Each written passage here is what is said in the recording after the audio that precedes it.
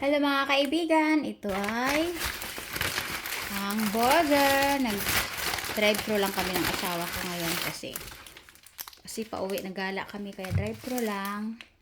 Ang aking paborito. Ayan, at saka chicken wings ito. Yan. Ito ang 6 na pirasong chicken wings. Ayan, gustong-gusto ko talaga yan. Tapos itong aking burger. Yan ang ating burger.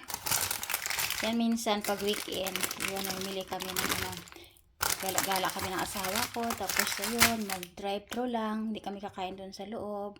Ayan yung laman. May gulay, may kamatis, may sibuyas. Beef ang ang laman ng burger.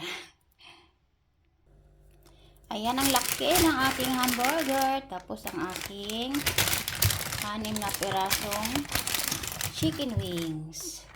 Ayan, tanghalian. Ang sarap. Marami naman ako sa ref na chicken wings. Pero masarap yung bili, diba?